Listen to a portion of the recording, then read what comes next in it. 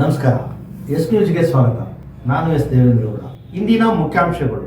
ವಾರ್ಷಿಕ 125 ದಿನ ಕೆಲಸ ವಿ.ಬಿ. ಗ್ರಾಮ್ಜಿ ಕಡ್ಡಾಯವಾಗಿ ನೀಡುತ್ತಾ ಬಿಜೆಪಿಯವರು ಉತ್ತರಿಸಬೇಕು. ಬಸವಂತರಾಯಗೌಡ ಕಲ್ಲೂರು. ಕ್ರಸ್ಟ್ ಗೇಟ್ ಅಳವಡಿಕೆ ಕೊಟ್ಟ ಹಣ ಹಿಂಪಡೆದ ರಾಜ್ಯ ಸರ್ಕಾರಕ್ಕೆ ಮಾನ ಮರ್ಯಾದೆ ಇದೆಯಾ? ವೆಂಕಟರಾವ್ ನಾಡಗೌಡ. ಗ್ರಾಮದ ಸಮಸ್ಯೆಗಳ ಈಡೇರಿಸಲು ಸಿಪಿಐಎಂ ಸಾಲ್ಗುಂದ ಶಾಖೆಯಿಂದ ಮನವಿ ಪತ್ರ ಸಲ್ಲಿಕೆ. ಮತದಾನದಲ್ಲಿ ಪ್ರತಿಯೊಬ್ಬರು ಭಾಗವಹಿಸಿ, ನ್ಯಾಯಾಧೀಶರಾದ ರೂಪಾ ಸಿ ವಗ್ಗಾ ಕರೆ. ಬ್ರಹ್ಮೈಕ್ಯರಾದ ಸಿದ್ದರಾಮಾನಂದಪುರಿ ಪುಣ್ಯರಾಧನಿಗೆ ಸಿಎಂಗೆ ಆಹ್ವಾನ ನೀಡಿದ್ದಕ್ಕೆ ವಿರೂಪಾಕ್ಷಪ್ಪ.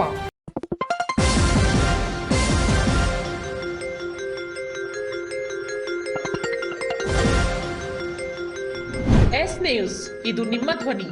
ವಾರ್ತೆಗಳ ವಿವರ. ಮನ್ರೇಗಾದಲ್ಲಿ 100 ದಿನಗಳ ಉದ್ಯೋಗವನ್ನು ಖಾತ್ರಿಪಡಿಸಿತ್ತು. ಬೇಡಿಕೆ ಆಧಾರವಾಗಿತ್ತು. ಉದ್ಯೋಗ ಕೇಳಿದಲ್ಲಿ ಕೆಲಸ ಕೊಡುವುದು ಕಡ್ಡಾಯವಾಗಿತ್ತು. ಇಲ್ಲದಿದ್ದಲ್ಲಿ ಭತ್ಯೆ ಕೊಡಬೇಕೆಂಬ ಷರತ್ತು ಇತ್ತು. ವಿ.ಬಿ. ಗ್ರಾಮ್ಜಿಯಲ್ಲಿ 125 ದಿನಗಳ ಉದ್ಯೋಗ ಹೆಚ್ಚಿಸಲಾಗಿದೆ. ಆದರೆ ಇದು ಬೇಡಿಕೆ ಆಧಾರವಾಗಿಲ್ಲ. ಕೇಂದ್ರ ಸರ್ಕಾರದ ಹಂಚಿಕೆ ಮೇಲೆ ಅವಲಂಬಿತವಾಗಿದೆ. ಈ ಸತ್ಯ ಯಾಕೆ ಬಾಯಿ ಬಿಡುತ್ತಿಲ್ಲ ಬಿಜೆಪಿಗರು ಎಂದು ಕೇಳುತ್ತಾರೆ ಸಿಪಿಐಎಂ ಪಕ್ಷದ ಕಾರ್ಯದರ್ಶಿ ಬಸವಂತರಾಯಗೌಡ ಕಲ್ಲೂರು. ಮನ್ರೇಗಾ ಗ್ರಾಮೀಣ ಕೂಲಿ ಕಾರ್ಮಿಕರಿಗೆ ಕೆಲಸದ ಭದ್ರತೆ ನೀಡಿತ್ತು. ಉದ್ಯೋಗ ಸಂವಿಧಾನಿಕ ಹಕ್ಕಾಗಿತ್ತು. ಆದರೆ ವಿ.ಬಿ. ಗ್ರಾಮ್ಜಿಯಲ್ಲಿ 125 ದಿನಗಳ ಉದ್ಯೋಗದ ದಿನಗಳಲ್ಲಿ ಹೆಚ್ಚಿಸಲಾಗಿದೆ. ಆದರೆ ಖಾತ್ರಿಪಡಿಸಿಲ್ಲ. ಉದ್ಯೋಗದ ಮೂಲಭೂತ ಹಕ್ಕನ್ನೇ ಇದು ಕಳೆದುಕೊಂಡಿದೆ. ಮತ್ತು ಕೆಲಸದ ವಿಚಾರವಾಗಿ ಗ್ರಾಮ ಸಭೆಗಳ ಗ್ರಾಮ ಪಂಚಾಯಿತಿ ನಿರ್ಣಯ ಮಾಡುತ್ತಿತ್ತು. ಈಗ ಅಧಿಕಾರದ ವಿಕೇಂದ್ರೀಕರಣ ಕೊನೆಗೊಂಡು ಕೇಂದ್ರೀಕರಣದತ್ತ ವಾಲಿದೆ. ರಾಜ್ಯ ಸರ್ಕಾರಗಳು 40% ಪಾವತಿಸುವುದು ಕಡ್ಡಾಯಗೊಳಿಸಿ ತನ್ನ ಹೊರೆಯನ್ನು ರಾಜ್ಯ ಸರ್ಕಾರದ ಮೇಲೆ ಬಿಜೆಪಿಯ ಕೇಂದ್ರ ಸರ್ಕಾರ ಹೇರಿದೆ.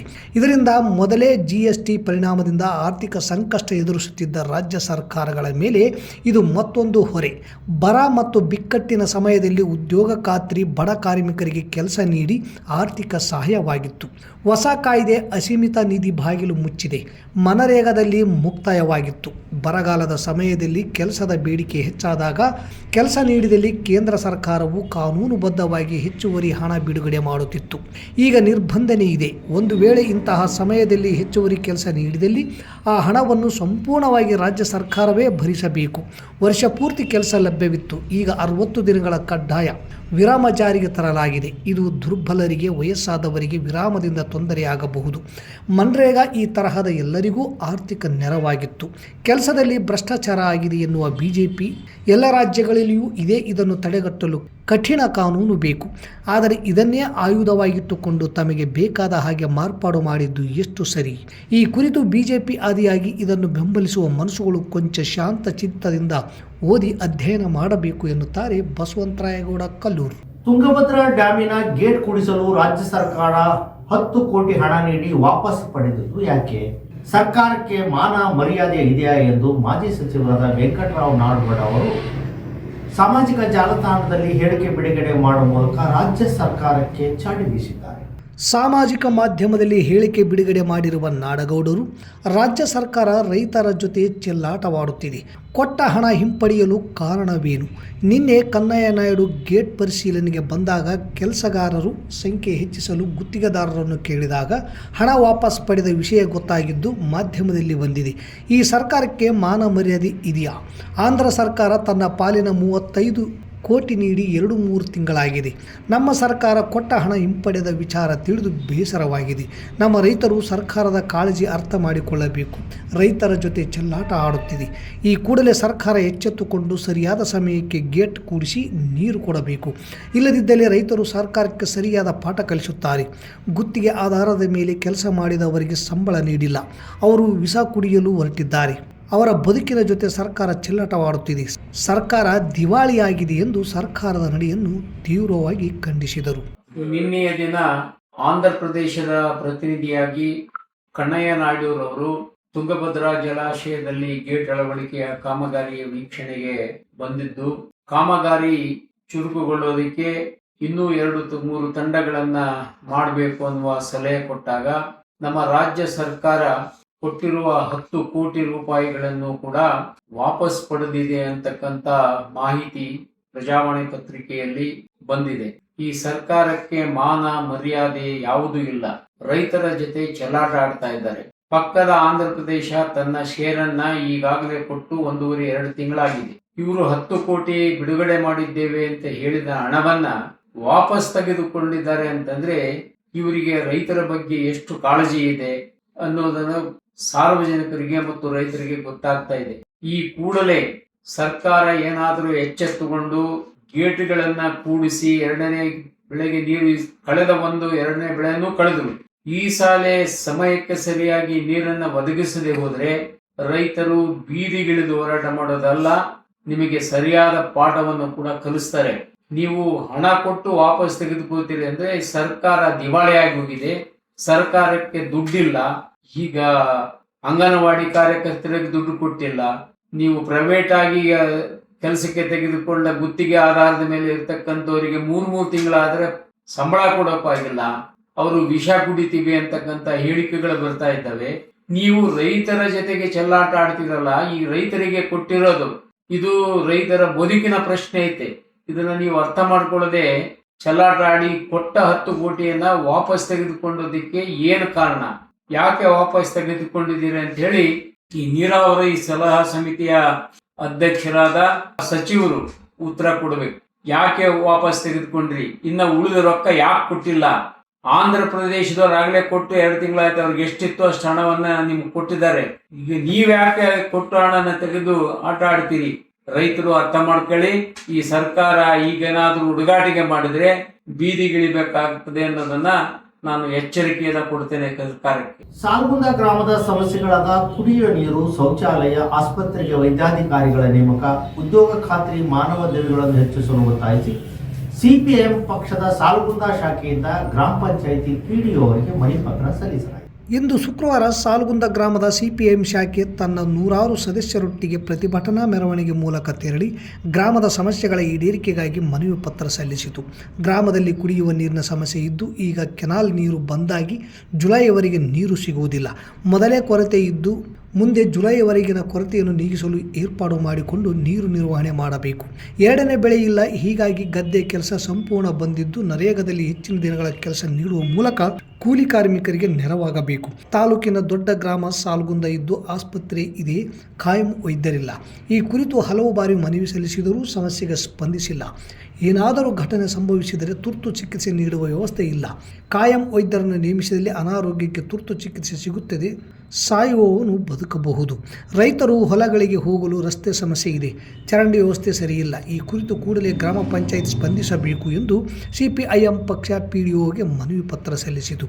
ಈ ಸಂದರ್ಭದಲ್ಲಿ ಮುಖಂಡರಾದ ಗೇಸುದರಾಜ್, ಗರೀಬ್ ಸಾಬ್ ಕೊಡ್ಲಿ, ಅಳ್ಳಪ್ಪ, ಸರ್ವರ್ ಸಾಬ್, ಕಾಜಾಬನಿ, ಕಾಸಿಂಬಿ, ಲಲಿತಮ್ಮ, ಶೇಖರಮ್ಮ, ಕಮಲಾಕ್ಷಿ, ಮೌಲಸಾಬ್, ವಾಜಿದ್, ರಾಮಚಂದ್ರ, ಸಂಜೀವ್ ಸೇರಿದಂತೆ ತಾಲೂಕಾ ಮುಖಂಡರಾದ ಬಸವಂತರಾಯಗೌಡ ಕಲ್ಲೂರ್, ಎಂ ಗೋಪಾಲಕೃಷ್ಣ ಸೇರಿದಂತೆ ಅನೇಕರಿದ್ದರು. ಇಲ್ಲಿವರೆಗೂ ಓಡಿ ನೀರು ಕೊಡದೇ ಇರುವ ಸರ್ಕಾರಕ್ಕೆ ನಮ್ಮ ಕೂಲಿಯನ್ನು ಬೆಲೆ ಏರಿಕೆಯನ್ನು 370 ರೂಪಾಯಿದಿಂದ 700 ರೂಪಾಯಿ ಕೂಲಿ ಆಗಲೇಬೇಕು. ಈ ವರ್ಷ ಎಳ್ಳೆ ಬೆಲೆ ಇಳಿಯುವ ಸಲುವಾಗಿ 200 ದಿನ ಕೆಲಸವನ್ನು ಕೊಡಲೇಬೇಕು. ಮಹಿಳೆಯರಿಗೆ ಘನತೆಯ ಬದುಕು ಬೇಕೇ ಬೇಕು.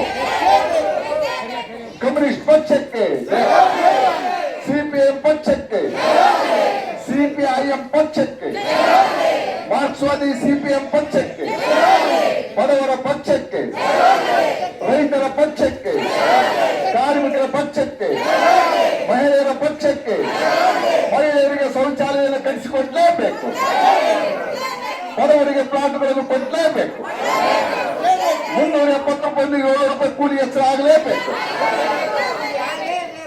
ಬ್ಯಾಳೆ ಎಣ್ಣೆ ಅಕ್ಕಿ ರೇಟ್ ಏರಿದಂಗೆ ನಮ್ಮ ಕೂಲಿಯನ್ನು 700 ರೂಪಾಯಿ ಹೆಚ್ಚಿಗೆ ಮಾಡಲೇಬೇಕು.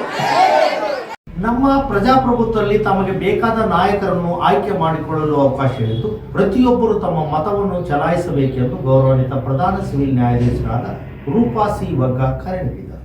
ಅವರು ಶುಕ್ರವಾರದಂದು ನಗರದ ತಾಲೂಕು ಪಂಚಾಯಿತಿ ಸಭಾಂಗಣದಲ್ಲಿ ತಾಲೂಕು ಆಡಳಿತ, ತಾಲೂಕು ಕಾನೂನು ಸೇವಾ ಸಮಿತಿ ಹಾಗೂ ತಾಲೂಕು ಪಂಚಾಯಿತಿ ವತಿಯಿಂದ ಹಮ್ಮಿಕೊಂಡಿದ್ದ ರಾಷ್ಟ್ರೀಯ ಮತದಾರರ ದಿನಾಚರಣೆ ಕಾರ್ಯಕ್ರಮವನ್ನು ಉದ್ಘಾಟಿಸಿ ಮಾತನಾಡುತ್ತಾ, ಚುನಾವಣಾ ಆಯೋಗದ ಆಶಯದಂತೆ ನಿರ್ಭೀತಿಯಿಂದ ಚುನಾವಣೆಗಳು ನಡೆಯಬೇಕು. ಈ ನಿಟ್ಟಿನಲ್ಲಿ ಪ್ರತಿಯೊಬ್ಬರೂ ಶ್ರಮಿಸಬೇಕು. ತಮ್ಮ ಕುಟುಂಬದ ಸದಸ್ಯರು ಯಾವುದೇ ಆಸೆ ಆಮಿಷಗಳಿಗೆ ಒಳಗಾಗದೆ ಮತ ಚಲಾಯಿಸಲು ಪ್ರೇರೇಪಿಸಬೇಕು ಎಂದು ಯುವ ಮತದಾರರಿಗೆ ಮತ್ತು ವಿದ್ಯಾರ್ಥಿಗಳಿಗೆ ಸಲಹೆ ನೀಡಿದರು. ತಹಸೀಲ್ದಾರ್ ಅರುಣ್ ಕುಮಾರ್ ದೇಸಾಯಿ ಮಾತನಾಡಿ, ಅರ್ಹ ವಯಸ್ಸಿನ ಎಲ್ಲ ವಿದ್ಯಾರ್ಥಿಗಳು, ಯುವಕರು, ಯುವತಿಯರು ನೋಂದಣಿ ಮಾಡಿಸಿಕೊಳ್ಳಬೇಕು. ನೋಂದಣಿ ಮಾಡಿಸಿಕೊಂಡ ಮತದಾರರು ತಮ್ಮ ಗುರುತಿನ ಚೀಟಿಯನ್ನು ಪಡೆದು ಕಡ್ಡಾಯವಾಗಿ ಮತ ಚಲಾಯಿಸಬೇಕು ಎಂದು ಹೇಳುತ್ತಾ, ರಾಷ್ಟ್ರೀಯ ಮತದಾರ ದಿನಾಚರಣೆ ನಡೆದು ಬಂದ ಇತಿಹಾಸ, ಚುನಾವಣೆಗಳ ಪ್ರಕ್ರಿಯೆ ಕುರಿತು ಹಾಗೂ ಚುನಾವಣೆಯ ಮಹತ್ವದ ಕುರಿತು ವಿದ್ಯಾರ್ಥಿಗಳಿಗೆ ಮಾಹಿತಿ ನೀಡಿದರು. ತಾಲೂಕು ಪಂಚಾಯಿತಿ ಕಾರ್ಯನಿರ್ವಾಹಕ ಅಧಿಕಾರಿ ಚಂದ್ರಶೇಖರ್ ಮಾತನಾಡುತ್ತಾ, ಚುನಾವಣೆಯ ಸಂದರ್ಭದಲ್ಲಿ ರಜೆ ನೀಡಿದಾಗ ತಮ್ಮ ಹೆಸರು ಇರುವ ಕ್ಷೇತ್ರಗಳಿಗೆ ತೆರಳಿ ಮತದಾನ ಮಾಡಬೇಕು. ಗ್ರಾಮೀಣ ಪ್ರದೇಶಕ್ಕಿಂತ ನಗರ ಪ್ರದೇಶದಲ್ಲಿ ಮತ ಚಲಾವಣೆ ಪ್ರಮಾಣ ಕಡಿಮೆ ಇದ್ದು, ಗ್ರಾಮೀಣ ಪ್ರದೇಶಕ್ಕಿಂತ ನಗರ ಪ್ರದೇಶದಲ್ಲಿ ಮತ ಚಲಾವಣೆ ಪ್ರಮಾಣ ಕಡಿಮೆ ಇದ್ದು, ಇದನ್ನು ಸುಧಾರಿಸಲು ಪ್ರತಿಯೊಬ್ಬ ಮತದಾರರು ಜಾಗೃತರಾಗಬೇಕು ಎಂದರು. ಈ ಸಂದರ್ಭದಲ್ಲಿ ನಗರಸಭೆಯ ಪೌರಾಯುಕ್ತ ಪಾಂಡುರಂಗ ಇಟಗಿ, ಸರ್ಕಾರಿ ಅಭಿಯೋಜಕರಾದ ಬಸವರಾಜ್, ವಕೀಲರ ಸಂಘದ ಅಧ್ಯಕ್ಷ ಕೆ ಭೀಮನಗೌಡ ಮಾತನಾಡಿದರು. ದೈಹಿಕ ಶಿಕ್ಷಣ ವಿಷಯ ಪರೀಕ್ಷಕ ಸೋಮಲಿಂಗಪ್ಪ, ಸಿಡಿಪಿಒ ಲಿಂಗನಗೌಡ, ವಿವಿಧ ಇಲಾಖೆಗಳ ತಾಲೂಕು ಮಟ್ಟದ ಅಧಿಕಾರಿಗಳಾದ ಎ ಪ್ರಕಾಶ್, ಲಿಂಗಪ್ಪ ಅಂಗಡಿ, ವಿಜಯಲಕ್ಷ್ಮಿ, ಮಲ್ಕಾಜಮ್ಮ, ಅಬಕಾರಿ ನಿರೀಕ್ಷಕರು, ಮತದಾರರ ಸಾಕ್ಷರತಾ ಕ್ಲಬ್ ELCಗಳ ಜಿಲ್ಲಾ ಸಂಪನ್ಮೂಲ ವ್ಯಕ್ತಿ ವೀರೇಶ್ ಗೋನ್ವಾರ್, ನ್ಯಾಯಾಂಗ ಇಲಾಖೆಯ ದೇವರಾಜ್, ತಹಸೀಲ್ದಾರ್ ಕಚೇರಿಯ ಉಮಾಪತಿ, ಬಸವರಾಜ್, ರಾಜಬಕ್ಷಿ, ಶಿಕ್ಷಣ ಸಂಯೋಜಕರಾದ ಕುಮಾರಸ್ವಾಮಿ ಸೇರಿದಂತೆ ವಿವಿಧ ಶಾಲಾ ಕಾಲೇಜುಗಳ ಶಿಕ್ಷಕರು, ಉಪನ್ಯಾಸಕರು, ವಿದ್ಯಾರ್ಥಿಗಳು ಹಾಜರಿದ್ದರು. ಇತ್ತೀಚೆಗೆ ಬ್ರಹ್ಮೈಕ್ಯರಾದ ಪರಮ ಪೂಜ್ಯ ಶ್ರೀ ಸಿದ್ದರಾನಂದಪುರಿ ಮಹಾಸ್ವಾಮಿಗಳು ಕಾಗಿನೆಲೆ ಮಹಾಸಂಸ್ಥಾನ ಕನಕ ಗುರುಪೀಠ ತಿಂತಿಲಿ ಬ್ರಿಡ್ಜ್ನ ಪರಮ ಪೂಜ್ಯರ 16ನೇ ದಿನದ ಕಾರ್ಯಕ್ರಮದ ಹಾಗೂ ಪುಣ್ಯಾರಾಧನೆ ಕಾರ್ಯಕ್ರಮಕ್ಕೆ ಕರ್ನಾಟಕ ಸರ್ಕಾರದ ಗೌರವಾನ್ವಿತ ಮುಖ್ಯಮಂತ್ರಿಗಳಾದ ಸನ್ಮಾನ ಶ್ರೀ ಸಿದ್ದರಾಮಯ್ಯನವರನ್ನು ಹಾಗೂ ಸಚಿವರಾದ ಶ್ರೀ ಸತೀಶ್ ಜಾರಕಿಹೊಳಿ ಹಾಗೂ ಪಂಚ ಗ್ಯಾರಂಟಿ ಸಮಿತಿಯ ಅಧ್ಯಕ್ಷರಾದ HM ರೇವಣ್ಣ ಅವರನ್ನು ಭೇಟಿಯಾಗಿ ಕಾರ್ಯಕ್ರಮದಲ್ಲಿ ಭಾಗವಹಿಸಲು ಮಾಜಿ ಸಂಸದರಾದ ಕೆ ವಿರೂಪಾಕ್ಷಪ್ಪನವರು ಗಣ್ಯರನ್ನು ಆಹ್ವಾನಿಸಿದರು. ಈ ಸಂದರ್ಭದಲ್ಲಿ ಪರಮ ಪೂಜ್ಯರಾದ ಚಿದಾನಂದಯ್ಯ ಗುರುವಿನ್, ಮಾಜಿ ಸಭಾಪತಿಗಳಾದ ರಘುನಾಥರಾವ್ ಮಲ್ಕಾಪುರೆ, ಶಾಸಕರಾದ ದೊಡ್ಡನಗೌಡ H ಪಾಟೀಲ್, ರಾಘವೇಂದ್ರ ಹಿಟ್ನಾಳ್, ರಾಜ್ಯ ಕುರುಬರ ಸಂಘದ ಅಧ್ಯಕ್ಷರಾದ M ಈರಣ್ಣ, ಸಮಾಜದ ಮುಖಂಡರಾದ ಭೀಮಣ್ಣ ಮೇಟಿ, ಗುರುನಾಥ್ ಪೂಜಾರಿ, ಅಧ್ಯಕ್ಷರು, ಕುರುಬಗೊಂಡ ಸಮಾಜ ಕಲಬುರಗಿ ಹಾಗೂ ಇತರರು ಉಪಸ್ಥಿತರಿದ್ದರು. ಕಾಗಿನೆಲೆ ಕನಕ ಗುರುಪೀಠ ಕಲಬುರಗಿ ವಿಭಾಗದ ತಿಂತಿನಿ ಶಾಖಾ ಮಠದ ಗುರುಗಳಾಗಿದ್ದಂತ ಶ್ರೀ ಸಿದ್ದರಾಮಯ್ಯಪುರಿ ಮಹಾಸ್ವಾಮಿಗಳು ಈ ತಿಂಗಳ 15ನೇ ತಾರೀಕು ದೈವದೀನರಾಗಿರುವುದು ತಮ್ಮೆಲ್ಲರಿಗೂ ಗೊತ್ತಿರುವಂತಹ ವಿಷಯ. ಮಾನ್ಯರ ಪುಣ್ಯಾರಾಧನೆ ಕಾರ್ಯಕ್ರಮ ಮತ್ತು ನುಡಿನಮನ ಇದೇ ಫೆಬ್ರವರಿ 1ನೇ ತಾರೀಕು ತಿಂತಿನಿ ಬ್ರಿಡ್ಜ್ನಲ್ಲಿ ಹಮ್ಮಿಕೊಂಡಿದ್ದು, ಮಠದ ಸದ್ಭಕ್ತರಲ್ಲಿ ವಿನಂತಿ ಅಂದ್ರೆ ಈ ಕಾರ್ಯಕ್ರಮಕ್ಕೆ ನಾಡಿನ ಮುಖ್ಯಮಂತ್ರಿಯಾದ ಸಿದ್ದರಾಮಯ್ಯನವರು, ರಾಜ್ಯದ ಮಂತ್ರಿಗಳು, ಶಾಸಕರು, ಸಂಸದರು, ಎಲ್ಲಾ ರಾಜಕೀಯ ಪಕ್ಷದ ಮುಖಂಡರು ಈ ಕಾರ್ಯಕ್ರಮದಲ್ಲಿ ಭಾಗವಹಿಸುತ್ತಿದ್ದು, ಸದ್ಭಕ್ತರು ಈ ಕಾರ್ಯಕ್ರಮದಲ್ಲಿ ಭಾಗಿಯಾಗಿ ಪುನೀತರಾಗಬೇಕು ಅಂತ ಹೇಳಿ ಶ್ರೀಮಠದ ಪರವಾಗಿ ತಮ್ಮನ್ನ ಸ್ವಾಗತಿಸುತ್ತೇವೆ. ಈ ಕಾಗಿನೆಲೆ ಮಹಾಸಂಸ್ಥಾನದ ಕನಕ ಗುರುಪೀಠ ತಿಂತಿನಿ ಬ್ರಿಡ್ಜ್ ಶಾಖಾ ಮಠದ ಪರಮ ಪೂಜ್ಯ ಶ್ರೀ ಸಿದ್ದಾನಂದಪುರಿ ಮಹಾಸ್ವಾಮಿಗಳು ದಿನಾಂಕ 15/1/26 ಲಿಂಗೈಕ್ಯರಾಗಿದ್ದು, ಪರಮ ಪೂಜ್ಯರ ಪುಣ್ಯಾರಾಧನೆ ಕಾರ್ಯಕ್ರಮವನ್ನು ಜನವರಿ 31, 2026 ಶನಿವಾರ ತಿಂತಿಣಿಯ ಶಾಖಾ ಮಠದಲ್ಲಿ ಆಯೋಜಿಸಲಾಗಿತ್ತು. ಆದರೆ ಅನಿವಾರ್ಯ ಕಾರಣಗಳಿಂದ ಈ ದಿನಾಂಕವನ್ನು ಬದಲಾಯಿಸುವುದರ ಮೂಲಕ ಫೆಬ್ರವರಿ 1ನೇ ತಾರೀಕು ಆದಿವಾರದಂದು ಈ ಕಾರ್ಯಕ್ರಮವನ್ನು ನೆರವೇರಿಸಲು ತೀರ್ಮಾನಿಸಲಾಗಿದ್ದು, ಈ ಕಾರ್ಯಕ್ರಮದಲ್ಲಿ ಕಾಗಿನೆಲೆ ಕನಕಪುರ ಪೀಠದ ಜಗದ್ಗುರುಗಳು, ಪರಮ ಪೂಜ್ಯರುಗಳು, ವಿವಿಧ ಮಠಗಳ ಮಠಾಧೀಶರುಗಳು, ಕರ್ನಾಟಕ ರಾಜ್ಯದ ಮುಖ್ಯಮಂತ್ರಿ ಸಿದ್ದರಾಮಯ್ಯನವರು, ರಾಷ್ಟ್ರ ಮತ್ತು ರಾಜ್ಯ ಮಟ್ಟದ ನಾಯಕರು ಆಗಮಿಸಿ ಪರಮ ಪೂಜ್ಯರಿಗೆ ಗೌರವ ಸಲ್ಲಿಸಲಿದ್ದಾರೆ. ಈ ಕಾರ್ಯಕ್ರಮಕ್ಕೆ ಹೆಚ್ಚಿನ ಸಂಖ್ಯೆಯಲ್ಲಿ ಸಮಾಜದ ಬಂಧುಗಳು ಆಗಮಿಸಿ ಈ ಕಾರ್ಯಕ್ರಮದಲ್ಲಿ ಭಾಗವಹಿಸಿ ಪುನೀತರಾಗಬೇಕೆಂದು ತಮ್ಮಲ್ಲಿ ಕೋರಿಕೊಳ್ಳುತ್ತೇನೆ. ಮತ್ತೊಮ್ಮೆ ಮುಖ್ಯಾಂಶಗಳು. ವಾರ್ಷಿಕ 125 ದಿನ ಕೆಲಸ VB ಗ್ರಾಮ್ಜಿ ಕಡ್ಡಾಯವಾಗಿ ನೀಡುತ್ತಾ ಬಿಜೆಪಿಯವರು ಉತ್ತರಿಸಬೇಕು. ಬಸವಂತರಾಯಗೌಡ ಕಲ್ಲೂರು. ಕ್ರಸ್ಟ್ ಗೇಟ್ ಅಳವಡಿಕೆ ಕೊಟ್ಟ ಹಣ ಹಿಂಪಡೆದ ರಾಜ್ಯ ಸರ್ಕಾರಕ್ಕೆ ಮಾನ ಮರ್ಯಾದೆ ಇದೆಯಾ? ವೆಂಕಟರಾವ್ ನಾಡಗೌಡ. ಗ್ರಾಮದ ಸಮಸ್ಯೆಗಳ ಈಡೇರಿಸಲು CPIM ಸಾಲ್ಗುಂದ ಶಾಖೆಯಿಂದ ಮನವಿ ಪತ್ರ ಸಲ್ಲಿಕೆ. ಮತದಾನದಲ್ಲಿ ಪ್ರತಿಯೊಬ್ಬರು ಭಾಗವಹಿಸಿ, ನ್ಯಾಯಾಧೀಶರಾದ ರೂಪಾ ಸಿ ವಗ್ಗ ಕರೆ. ಬ್ರಹ್ಮೈಕ್ಯರಾದ ಸಿದ್ದರಾಮಾನಂದಪುರಿ ಪುಣ್ಯರಾಧನೆಗೆ CMಗೆ ಆಹ್ವಾನ ನೀಡಿದ್ದಕ್ಕೆ ವಿರೂಪಾಕ್ಷಪ್ಪ. ಇಲ್ಲಿಗೆ ವಾರ್ತಾ ಪ್ರಸಾರ ಮುಕ್ತಾಯವಾಯಿತು. ನಿರಂತರ ಸುದ್ದಿಗಾಗಿ ವೀಕ್ಷಿಸಿ S ನ್ಯೂಸ್. ಇದು ನಿಮ್ಮ ನಮಸ್ಕಾರ.